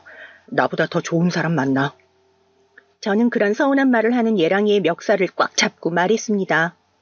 웃기지 마. 내가 군대도 못 기다릴 것 같아? 그리고 헤어지자는 말은 내가 해야지 왜 오빠가 해? 나랑 헤어지고 싶으면 군대 갔다 와서 무사히 돌아오고 말해. 알겠어? 그래 이 녀석아. 기다려달라고 무릎 꿇고 엉엉 울면서 빌어도 봐줄까 말까인데. 기다리지 마? 아주 웃기고 있네. 듣고 있는 내가 더 어이가 없다. 갑자기 나타난 예랑이 누나의 등장에 서운했던 분위기가 순식간에 녹아내렸습니다. 언니는 저에게 잡혀있는 예랑이의 머리를 한 대 쥐어박으며 제 옆에 앉았습니다. 근처에 볼 일이 있던 언니가 제 얼굴도 볼 겸 맛있는 저녁도 사줄 생각으로 저를 만나고 오겠다고 말한 카페로 왔다가 저와 예랑이의 대화를 들으셨다고 하더군요. 그날 그 카페에서 저는 언니가 사준 케이크를 예랑이는 주지도 않고 다 먹었고 언니는 제 옆에 앉아 예랑이를 열심히 째려보면서 엄청난 잔소리를 늘어놓았습니다. 자기보다 어린 애기 꼬셔놓고 이제 와서 군대 가니까 놓아주겠다고? 얼척이 없다, 얼척이 없어. 아주 너는 내가 이거 보무님께도 다 말씀드릴 거니까 그렇게 알아. 알겠어? 아니, 누나, 나는 그런 게 아니고. 아, 됐어. 한 번만 더 그런 똥폼 잡아봐, 아주. 요즘 드라마랑 영화가 아주 애들 망쳐놨어. 어휴. 결국 예랑이의 헤어지자는 말은 흐지부지 됐고 어린 날의 객기로 취급됐습니다. 저희는 그 후로도 아주 잘 만났습니다. 오히려 군대 가기 전에 더 신나게 놀아야 한다며 서로의 본가에 가서 하룻밤 자고 오기도 하고 예랑이 누나와 남동생과 함께 놀이동산도 가서 사진도 많이 찍고 그랬죠. 저희는 자연스럽게 각자의 집에 인사도 했고 예랑이가 군대에 들어가던 날에는 어머님, 아버님, 언니와 남동생과 제가 예랑이를 배웅하는 게 당연했습니다. 예랑이가 입대하는 그날은 저도 지금 생각하면 아주 민망할 정도로 울었습니다. 지금 생각하면 그렇게 펑펑 운 저 때문에 어머님과 언니는 제대로 슬퍼할 시간도 없었을 것 같아서 죄송하기도 했고요.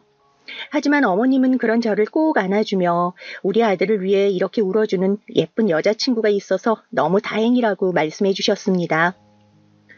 어쩜 우리 아들이 이렇게 예쁘고 다정한 아이를 데려왔을까? 나를 닮아서 그런지 우리 아들이 보는 눈이 좋나 봐. 어리지, 예쁘고 착하지. 내 동생한테 너무 아까운데? 우는 저를 달래주시겠다고 장난을 치시는 언니와 어머님 덕분에 저도 마지막은 울지 않고 웃는 얼굴로 남자친구였던 예랑이를 보내줄 수 있었죠. 입대하고 약 한 달 정도가 지나자 수료식이 다가왔습니다. 저는 역시나 예랑이 부모님과 언니 동생을 따라 같이 가겠다고 예랑이 집 앞으로 찾아갔죠. 그런 저를 어머님은 따뜻하게 맞아주셨어요.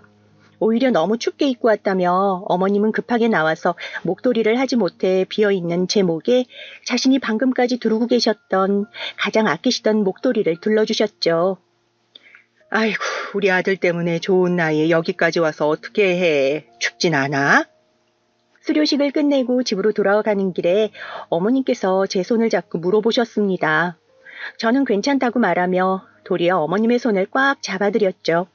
저희 엄마와는 또 다르게 따뜻한 손이 너무 좋았거든요. 시간이 흘러 예랑이가 신병 위로 휴가를 나올 때는 저희 엄마와 아빠가 예랑이를 데리고 맛있는 저녁을 사주시기도 하셨습니다.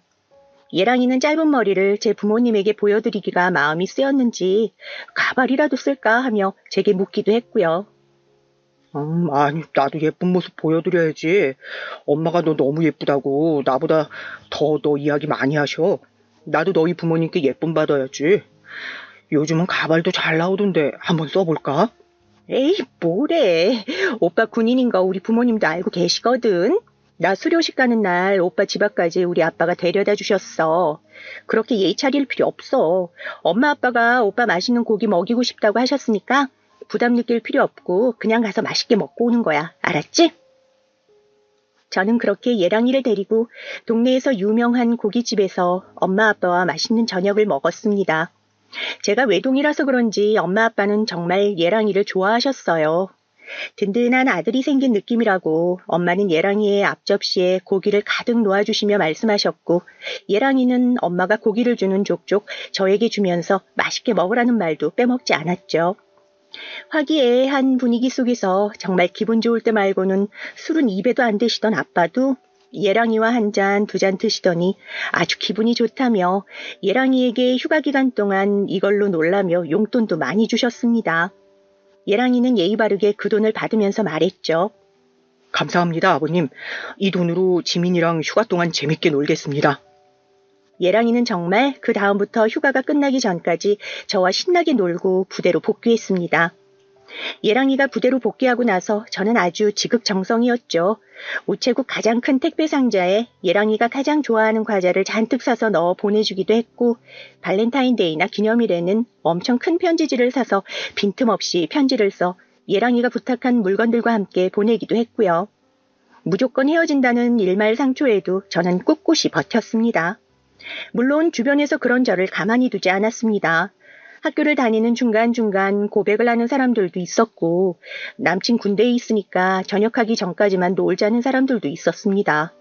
저를 잘 모르는 사람들은 정말 기다리는 거냐며 미련하다고 놀리기도 했고요. 사람 힘들 때 헤어지는 거 아니다. 대한민국 남자들 중에 정말 군대에 가고 싶은 남자가 얼마나 있겠어. 민수가 군대를 가고 싶어서 갔겠니? 나라가 부르니까 가지.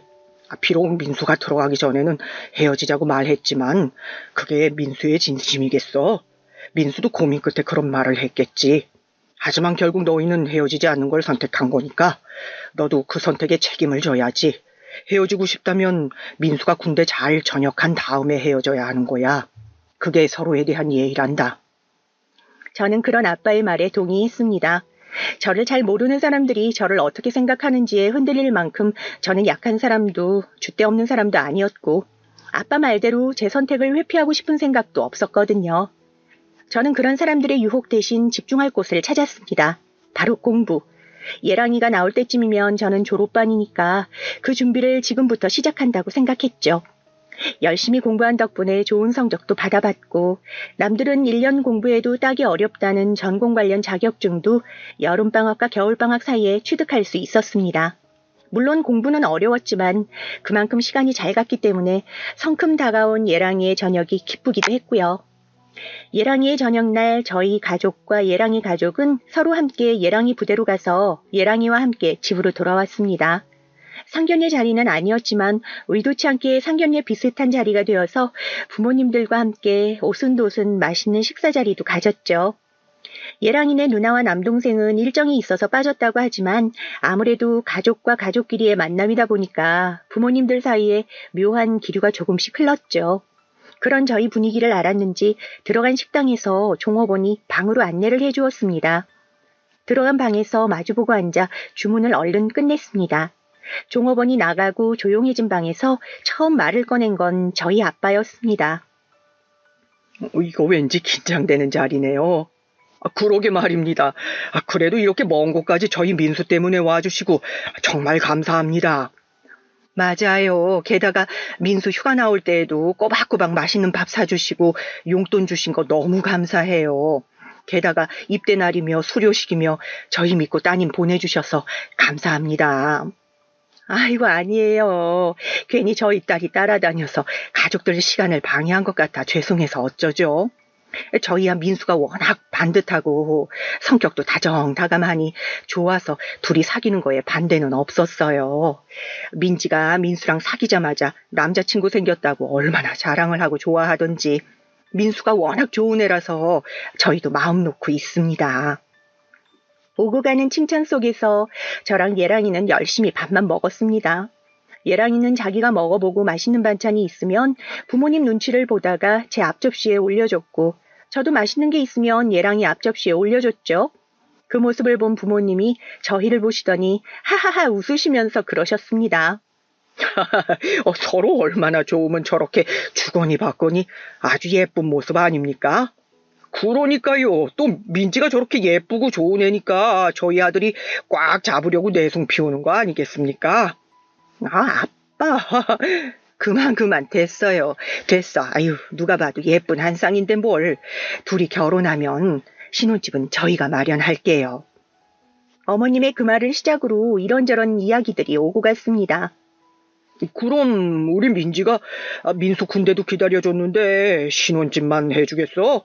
지원도 팍팍 해줄 겁니다. 그러니까 우리 민지 내 며느리 하는 거다. 알겠지? 능청스럽게 웃으며 대답하는 아버님의 말에 웃으며 네 하고 대답했죠. 그러자 앞에 앉아있던 예랑이가 웃으면서 저에게 물어봤습니다. 나랑 결혼해 줄 거야? 예랑이의 말에 저희 가족과 예랑이 가족 모두 빵 터져서 깔깔거리며 웃었습니다. 그러자 예랑이가 한껏 진지해진 얼굴로 그러더군요. 군대 기다려줬으니까 당연히 나랑 결혼해 줄 거지? 내가 꽃신 신겨줄게. 제가 해야 할 말을 하면서 자리에서 벌떡 일어나더니 계속 들고 있던 쇼핑백을 꺼내 제 앞에 무릎을 꿇고 앉아 언제 준비했는지도 모를 하얀 구두를 보여주더군요. 그 순간 방 안은 정적이 흘렀고 저는 울컥 올라오는 눈물을 참을 수 없더군요. 제가 눈물을 보이자 민수가 일어나서 저를 꼭 안아줬어요. 아이고 하여튼 우리는 없는 사람 취급이지. 게다가 밥 먹고 있던 민지를 울리면 어떻게 하냐? 아, 왜 그래요? 보기에도 좋구만. 이거 원 이제 사돈이라고 불러야겠습니다. 사돈. 그러니까요, 사돈. 저렇게 예쁘고 상냥한 며느리가 생겨서 너무 기분이 좋네요. 사돈, 저랑 술 한잔 하실까요? 저도 든든한 사위가 생겨서 너무 좋은데 한잔 합시다. 아빠와 아버님은 서로 잔을 주거니 받거니 하시면서 만취하실 때까지 술을 드셨고 운전이 어렵다는 판단으로 저희는 급하게 가까운 호텔을 빌렸습니다. 서로 각자 부모님을 모시고 들어가 잠을 자고 그 다음날 해장까지 시원하게 하고 돌아갔죠. 그날 예랑이에게 받은 하얀 구두는 저희 웨딩 슈즈로 쓰려고 한 번도 신지 않고 밖에 나가지 않고 아껴놨습니다. 혹시 먼지라도 앉을까봐 매일매일 꺼내서 닦고 발에 잘 어울리는지 한번 신어보고는 쭉 아껴놨죠. 시간이 흐르고 저는 졸업을 하고 예랑이는 복학을 했습니다. 제가 졸업 전에 운이 좋게 취업이 되어서 취업계를 냈죠. 사실 예랑이랑 같이 학교를 다니고 싶은 욕심이 있었지만 취업하게 된 회사가 제가 꼭 가고 싶었던 곳이라서 결국 캠퍼스 커플의 낭만을 버리고 취업을 선택했죠. 오히려 잘 됐어. 나도 얼른 졸업해서 돈 열심히 모을게. 우리 결혼하려면 돈 많이 많이 모아야지. 그리고 사실 난 너가 좀 멋져. 내 여자친구가 이렇게 멋진 사람이라는 걸 동네방네 소문내고 싶은데 꼭꼭 참는 중이야. 에이, 그게 뭐야. 그래도 응원해줘서 고마워. 나 열심히 일 다닐게.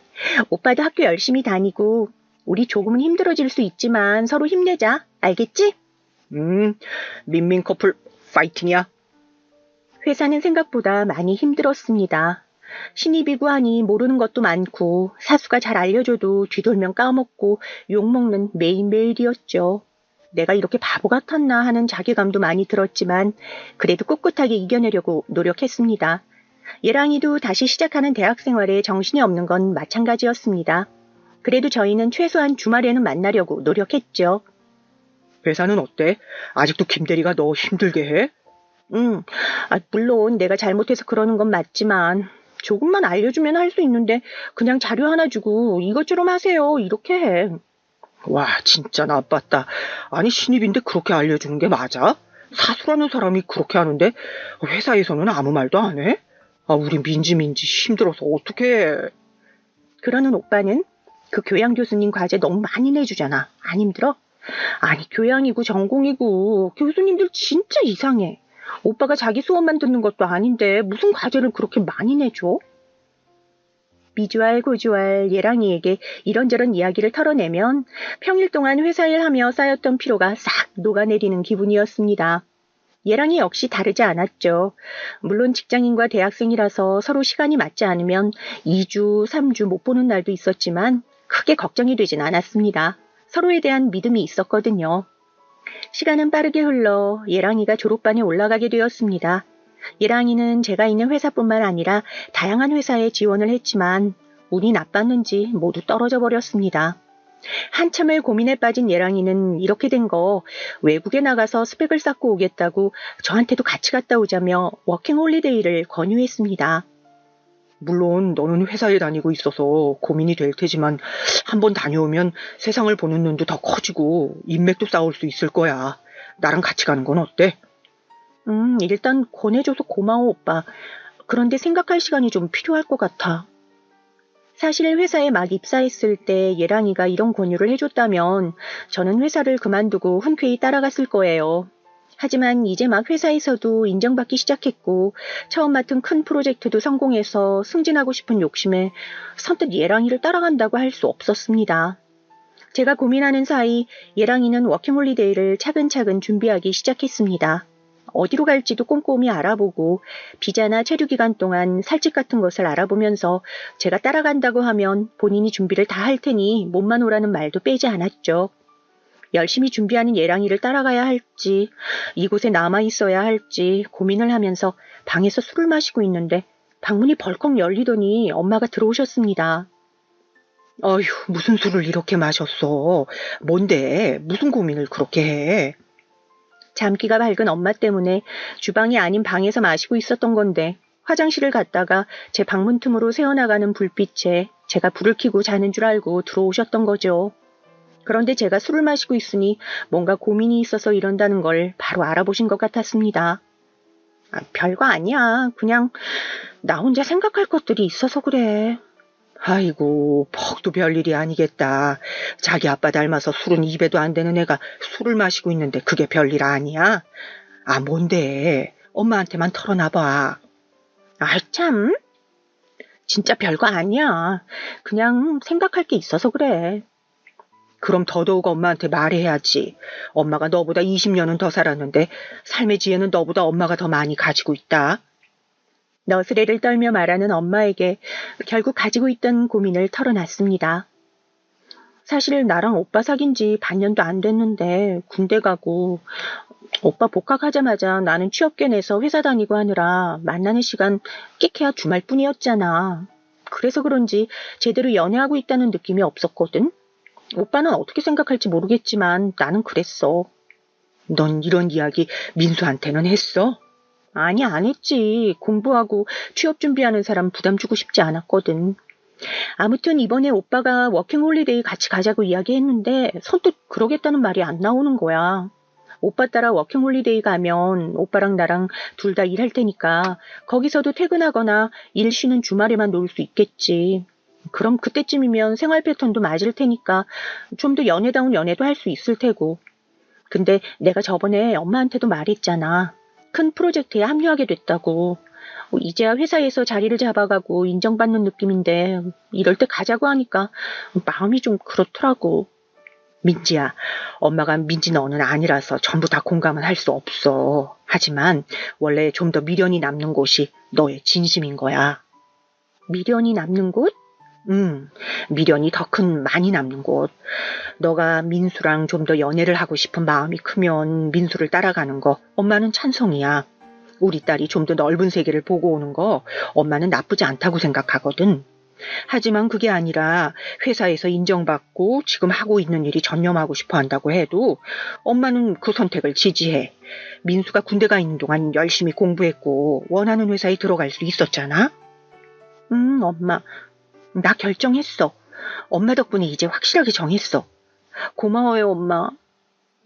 저는 그 다음날 바로 예랑이와 만났습니다. 예랑이에게 제가 그동안 무슨 고민을 하고 있었는지 모두 털어놓았죠. 예랑이는 그런 제 이야기를 집중해서 들어주고 제 결론을 인정해 주었습니다. 사실 오빠가 나한테 같이 워킹 홀리데이 가자고 했을 때 기뻤어. 그런데 아무리 곰곰이 생각을 해봐도 지금 내가 하고 있는 일이 너무 좋아. 오빠랑 같이 가서 그 나라에서 살면서 세상 구경하는 재미도 있겠지만 지금은 회사에서 인정받고 맞은 일들을 처리해 나가는 게 더 신나고 재밌어. 그래서 난 여기 남아서 계속 회사를 다니고 싶어. 그랬구나. 그런 고민을 했구나. 사실 나도 말하고 아차 싶긴 했어. 민지 너는 이제 회사에서 인정받고 큰 프로젝트도 들어가서 일하는데 나만 조금씩 뒤처지는 느낌이라서 이와 이렇게 된 거 둘이서 새로 출발해보는 것도 좋겠다는 생각에 권한 거였어. 하지만 민지 너가 지금 회사 일이 더 즐겁고 좋다면 나도 널 응원할게. 우리 각자의 자리에서 서로를 열심히 응원해주자. 저희는 그렇게 짧다면 짧고 길다면 긴 롱디를 시작했습니다. 처음에는 밤이고 낮이고 각자 연락을 하느라 정신이 없었습니다. 일을 쉬는 주말에는 하루 종일 노트북으로 화상 채팅을 틀어놓고 있었던 일들을 정신없이 털어놓았죠. 예랑이도 예외는 아니었습니다. 아니, 오히려 예랑이의 이야기가 더 흥미진진했습니다. 그곳에서 만난 한국 친구들의 이야기를 들으면서 이번 휴가는 예랑이가 있는 나라로 가고 싶다는 생각도 정말 많이 했거든요. 오빠 말 들으니까 나도 가고 싶다. 나 이번에 프로젝트만 마무리되면 휴가 길게 쓸 수 있는데 오빠 있는 곳으로 내가 한번 다녀올까? 우리 부모님도 오빠 있는 곳으로 간다고 하면 허락해 주실 것 같은데? 오, 좋아. 그럼 이번에 민지가 맡은 프로젝트 대박 나라고 기도해야겠다. 내가 너랑 결혼하고 나중에 같이 여기 놀러 오면 가고 싶어서 같이 일하는 친구들이 추천해준다도 꼭 참고 안 갔는데 이번 휴가 때 너 오면 우리 한번 가보자. 진짜? 진짜지? 빨리 프로젝트 마무리됐으면 좋겠다. 우리 진짜 신나게 놀자. 근데 오빠 나 가면 일 뺄 수 있어? 그건 좀 어려울 것 같지만 날짜만 잘 맞추면 뺄 수 있을 거야. 우리 민지 오면 진짜 신나게 놀아야 하니까 내가 여행 코스 다 짜놓을게. 꼭 와서 같이 노는 거야. 알겠지? 저랑 예랑이는 같이 놀 생각에 기대에 부풀어 있었습니다. 예랑이는 제가 거기까지 비행기 타고 가는 거니까 다른 건 다 자기가 결제하겠다면서 이것저것 알아보고 예약 가능한 것들은 이것저것 예약하더군요. 그리고 여긴 어떤 곳이고 이곳은 뭐 하는 곳이야 하면서 인터넷에서 찾은 사진들을 보여주면서 설명을 해주는 모습이 어찌나 귀엽든지 얼른 시간이 지나 프로젝트가 안정적으로 끝나 예랑이와 함께 노는 모습을 기대했죠. 프로젝트가 슬슬 중간 단계에 접어들고 예랑이와 함께 놀러 다닐 생각에 하루하루를 행복하게 보내고 있던 와중에 청천벽력 같은 소식을 들었습니다. 회사 임원진들이 이번 프로젝트를 여기서 잠정 중단하겠다는 거였습니다. 그 소식을 가지고 온 팀장님이 빙빙 돌려 말했지만 결론은 돈이 안 될 것 같으니 더 많은 돈이 들기 전에 여기서 중단한다는 것이었습니다. 어쩜 하루아침에 이렇게 될 수 있는지. 프로젝트 때문에 뭉칠 수 있었던 팀은 프로젝트가 잠정 중단되자 산산조각이 났고 팀원이었던 사람들은 난민처럼 다른 팀에 흡수되어야 했습니다. 설상가상으로 새로 들어간 팀에서 이제 막 다른 프로젝트를 준비하고 있어서 휴가도 못 내고 냈던 휴가도 잘려버렸습니다. 저는 이 소식을 예랑이에게 전했죠. 오빠 미안해. 나 이번에 휴가 못 가. 뭐? 왜? 아니, 내가 그동안 하고 있던 프로젝트 임원들이 여기서 중단하는 게 좋을 것 같다고 그래서 우리 팀 쪼개졌어. 나 다시 다른 팀으로 들어가서 새로운 프로젝트 들어가야 해. 그래. 미안해, 오빠. 기대 많이 했을 텐데. 예약한 거 내 거는 취소하고 오빠라도 놀다 와. 아니야. 너 없이 어떻게 그래. 오빠도 거기서 열심히 일하고 이제 막 놀러 가려고 한 거잖아. 그러지 말고 다녀와. 가서 사진 많이 찍어서 나 보여줘. 우리 신혼여행 갈 때는 꼭 같이 가자. 알겠지? 예랑이는 제 말에 알겠다고 말하면서 자기가 사전 방문도 해보고 예쁜 곳 있으면 사진도 많이 찍어서 보내주겠다고 했습니다. 시간이 흘러 예랑이와 여행 가기로 한 날이 다가왔습니다. 비록 저는 못 갔지만 예랑이는 출발했죠. 출발하는 기차역으로 해서 이것저것 예쁜 곳을 사진으로 찍어주던 예랑이가 귀엽더군요. 하루 이틀 사진을 보내주던 예랑이 덕분에 저도 매일매일 예랑이의 연락이 기다려졌습니다. 그러다 날짜를 보니 마침 아버님 생신이더군요. 저는 예랑이에게 이번 생신은 내가 챙겨주겠다고 말하고 반차를 써서 아버님 어머님 댁으로 향했습니다. 아버님. 어이구, 우리 며느리 왔구나. 제가 오자마자 좋아하시는 어머님 아버님을 보면서 저도 덩달아 웃음이 났습니다. 예랑이 누나인 언니도 결혼해서 출가했고 예랑이 남동생인 민석이가 있었지만 이제 막 신입사원이네. 얘가 얼마나 바쁘겠어요. 얼마나 정신이 없었으면 오늘도 제가 말해주고 나서야 알았다고 하더군요.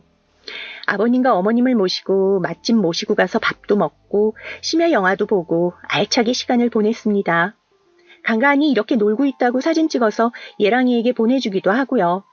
그런데 그때부터 예랑이 연락이 점점 끊기더니 다음날 아침까지 연락 한 통 없더라고요.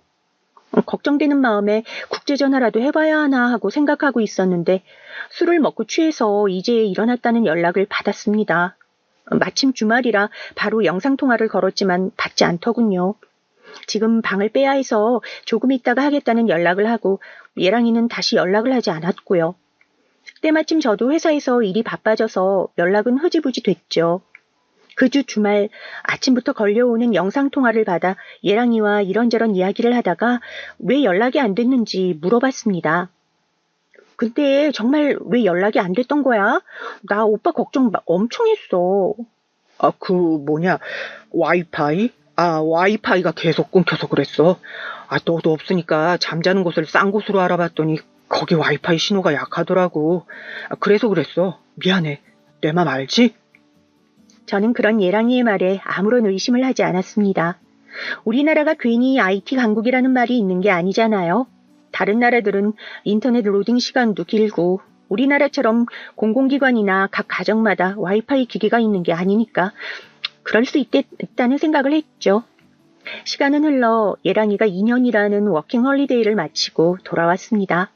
정말 다행히게도 바로 취업을 했고요. 저희는 예랑이가 돌아오자마자 만나서 예랑이 첫 출근 전까지 열심히 돌아다녔습니다. 그때쯤 제가 두 번째로 맡았던 프로젝트가 성공적으로 끝나서 휴가도 마음대로 낼 수 있었거든요. 그러다가 둘이 일본에 갔다 오자는 소리가 나왔고 저와 예랑이는 같이 일본도 가서 맛있는 것도 많이 먹고 사진도 엄청 많이 찍었습니다. 한국으로 돌아와서 예랑이는 무사히 들어가기로 했던 회사에 입사를 했고 저희들은 그쯤 해서 결혼 이야기가 나왔습니다. 아무래도 저희 둘이 그동안 사귄 시간들도 있고 예랑이도 안정적인 회사에 취업을 했으니 나올 만한 소리였죠. 어머님과 아버님은 결혼에 들어가는 비용은 본인들이 내주시겠다고 하셨습니다. 전에 약속했던 신혼집도 주신다고 하셨죠.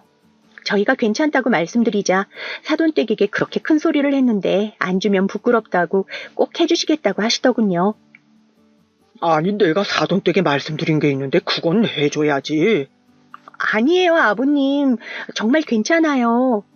민지야, 그냥 받아. 저 사람이 너희 해주겠다고 이미 아파트를 샀어. 정 마음에 걸리면 지금 하는 것처럼만 우리한테 앞으로도 쭉 해주면 되는 거야. 그리고 내가 너한테 미안해서 꼭 해줘야겠다고 말했어. 민지, 너가 우리 민수 군대도 기다려줘. 워킹 홀리데이도 기다려줬는데 우리가 이런 거 하나 못 해주겠니? 결국 저희는 어머님과 아버님의 뜻에 따라 신혼집을 선물로 받았습니다. 신혼집은 예랑이가 먼저 들어가서 살기로 했고 신혼집을 선물 받았다고 말씀드리자 저희 아빠도 예랑이에게 근사한 차를 한 대 뽑아주셨습니다. 또 원하는 살림살이 사서 들고 가라며 저에게 결혼자금이라고 돈이 든 통장도 2개나 주셨고요. 저는 그 돈을 아껴놓고 있다가 추후에 꼭 필요한 곳에 쓰겠다고 하고는 제가 모은 돈으로 신혼집 가전을 채워 넣었습니다. 물론 아빠가 주신 통장에 있는 돈도 조금씩 포함해서 말이죠. 하루하루 결혼 준비를 하면서 시간을 보내고 있었습니다. 친구들에게 청첩장을 돌리자 이제야 이 커플들이 결혼한다며 부러움 가득한 응원도 해줬고 가기 전에 마지막으로 신나게 놀아야 하는 거 아니냐고 몰래 클럽이라도 갈까 하고 장난으로 연락하는 친구들도 있었고요. 저는 그런 친구들에게 말도 안 되는 소리 하지 말라며 웃어 넘겼죠. 결혼식 준비를 점점 끝내고 다가오는 결혼식을 손꼽아 기다리면서 저는 일하느라 바쁜 예랑이 대신 자주자주 시댁에 들러서 같이 밥도 먹고 드라마도 보면서 시간을 보냈습니다. 오랫동안 알던 사이였던지라 예랑이의 남동생과 시부모님들도 편해하시며 오히려 오늘은 자고 가라며 저를 붙잡기도 하셨죠. 하루는 시댁에 앉아서 예랑이와 다 같이 치킨을 먹고 있는데 갑자기 속이 울렁거리는 겁니다. 도저히 속이 좋지 않아 못 먹을 것 같다고 말씀드리고 예랑이 방으로 들어가 속을 진정시키는데 생각해보니 생리를 안 한 지 좀 된 것 같더군요.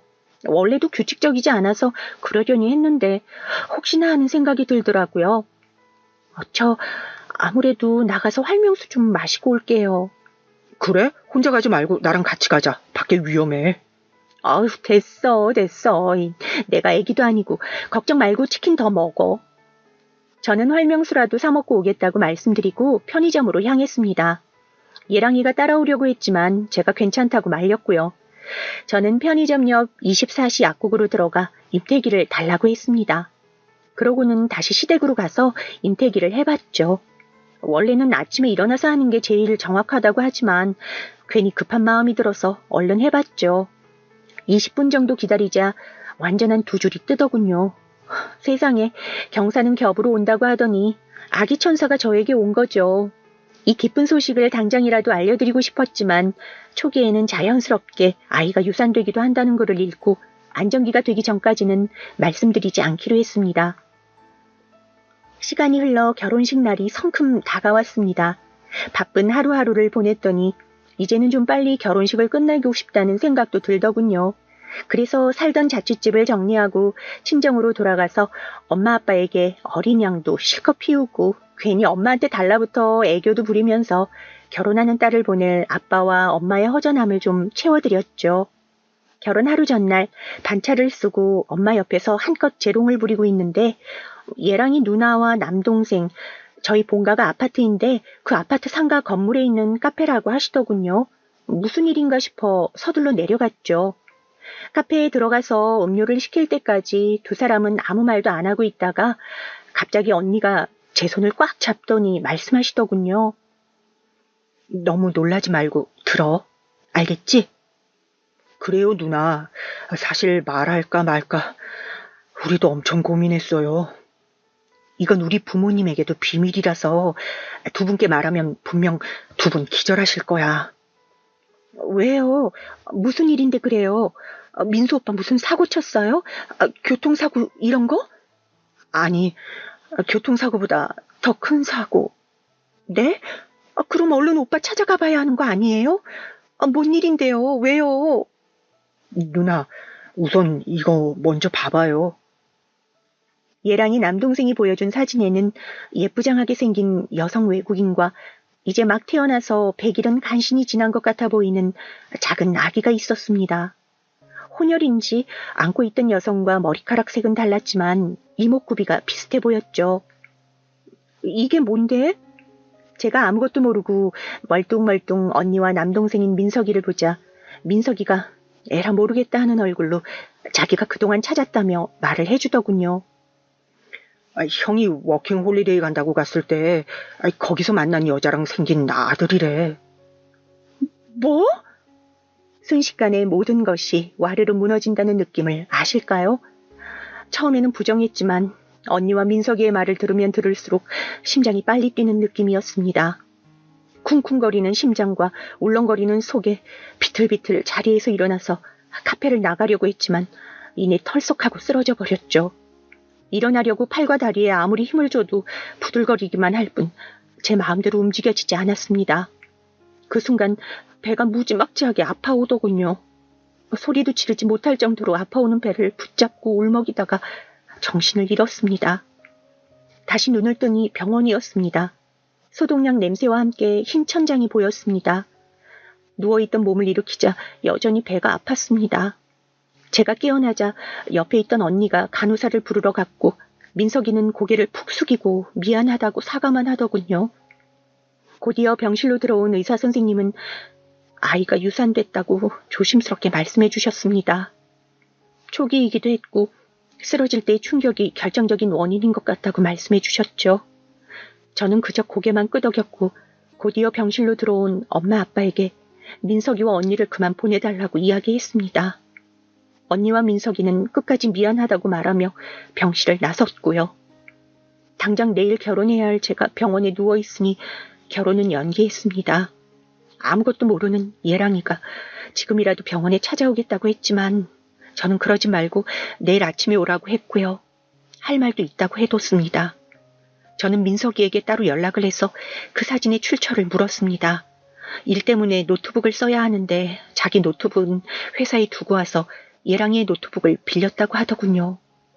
일을 끝내고 아무 생각 없이 사진첩에 들어가서 외국에 나가 찍은 사진들을 구경하다가 발견했다고 했습니다.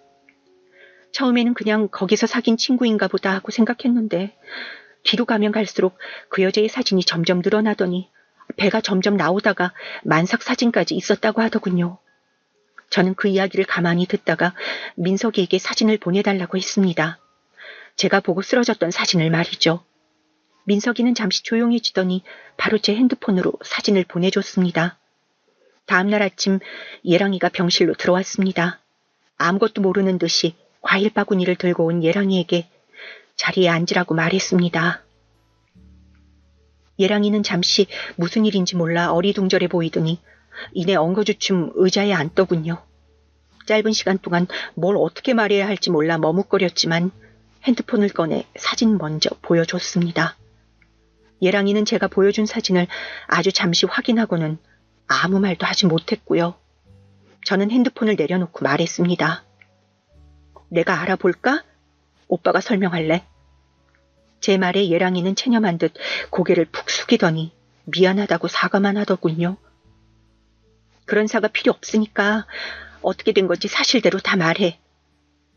그때 너 오기로 하고 못 왔었잖아. 그때 나 혼자 여행하면서 우연히 만났어. 그날 밤에 술 왕창 먹고 다음날 일어나 봤더니 그 뒤로 서로 통하는 게 많아서 친하게 지내다가 집세 아껴보자는 핑계로 같이 살게 됐고 그러다가 나랑 결혼은 왜 하려고 한 거야? 당연히 결혼은 너랑 해야지. 우리가 그동안 함께한 세월이 얼마인데. 그렇게 생각한 사람이 지금 이런 짓을 해? 너가 양심이 있어? 당장 나가. 우리 이제 끝이야. 나가. 저는 그렇게 소리를 질렀고 마침 병실로 오신 부모님에 의해서 예랑이는 병실에서 쫓겨났습니다. 저는 예랑이가 외국에 나가 바람을 폈고 아기까지 생겼다며 사진을 보여드렸죠. 사진을 받아든 아빠는 당장이라도 예랑이를 찾아 한 대 때려줘야 속이 시원하겠다고 씩씩거리셨고, 엄마는 저를 따뜻하게 안아주셨습니다. 나 파혼할 거야. 그리고 억울해서라도 저 나쁜 놈한테 뭐라도 하고 싶어. 그래, 아빠가 다 알아서 해줄게. 걱정하지 마라. 아빠는 정말 본인의 말에 충실하게 변호사를 구해주셨습니다. 저는 제가 가지고 있는 모든 자료를 변호사에게 주었고, 변호사는 바로 결혼 사기로 고소를 했고, 그 소장받은 아버님과 어머님께 합의하자고 연락이 왔습니다. 두 분도 소작권을 받고 아셨는지 저희 집까지 찾아오셨지만 저는 끝내 문을 열어드리지 않았습니다. 저희 부모님도 괜히 얼굴 봤다가 마음 약해질 것 같다고 거부하셨고요. 합의는 점점 진행하고 있는 중이고, 민석이와 언니에게 듣기로는 예랑이는 지금 집에서 사람 취급도 못 받고 있다고 합니다. 짐승과 다를 바 없다고 집에서 쫓겨냈다고 하시더군요. 결혼 선물로 받았던 신혼집에서도 쫓겨났다고 합니다. 설상가상으로 그쪽에서 양육비 지급하라고 연락까지 오고 있다고 하더군요. 예랑이와는 별개로 어머님과 아버님은 계속 찾아오셨습니다. 계속 오시는 어른들을 계속 거부할 수도 없어서 결국 저희 집 및 카페에서 보기로 했죠. 두 분이 상껏 긴장하신 표정으로 앉아 계셨는데 사실 마음은 좋지 않았습니다. 카페에 들어가 인사를 하고 앉자 어머님께서 불쑥 제 손을 꽉 잡으셨습니다. 미안하다. 이런 일이 있을 거라는 생각도 못했어. 우리가 아들 하나 잘못 키워 너가 고생이 많았다. 그 녀석 대신 우리가 사과할게. 미안해, 민지야. 우리 며느리, 아니 민지야. 그동안 그 못난 놈 사랑해줘서 고마웠다. 그런 놈 좋다고 우리한테까지 잘해준 너니까 앞으로도 잘 살 거라고 생각해. 너희 쪽에서 얼마를 부르든 맞춰주마. 아들 잘못 키운 값이니까 얼마든지 원하는 만큼 부르렴. 두 분은 이렇게 말씀하시고는 이 말을 전해주고 싶으셨다고 하시면서 자리에서 일어나셨습니다. 저는 두 분이 가시는 걸 배웅해주고 집으로 올라왔고요. 아버님과 어머님께서 해주신 이야기를 엄마와 아빠에게 전해드리자 아빠는 담배를 피우러 내려가시고 엄마는 저를 안아 다독여주실 뿐이었습니다. 두 분의 뜻을 변호사에게도 전달했고 적당한 선에서 마무리하기로 했습니다. 예식장 예약 비용과 아빠가 예랑이에게 사주셨던 찻값, 그리고 신혼집을 채운 가전용품과 약간의 정신적 피해 보상금에 합의를 했습니다. 아버님과 어머님은 다 주시려고 했지만 제 쪽에서 거부했고요. 여기서 더 받으면 제대로 된 마무리가 될 것 같지 않아서요. 합의 후 주변 친구들에게는 어디서 어떻게 소문이 났는지 한동안 괜찮냐는 위로의 전화가 끊이질 않았습니다. 저는 다니고 있던 회사를 퇴사하고 전화기도 끄고 집에서만 틀어박혀 살았습니다. 아주 오랫동안 함께했던 사람에게 받은 상처가 생각보다 더 크더라고요. 저희 엄마와 아빠는 그런 제가 걱정이 됐는지 산 좋고 물 좋은 곳으로 놀러 가자고 했지만 아직은 혼자 있는 시간이 더 필요하다고 말씀드렸죠.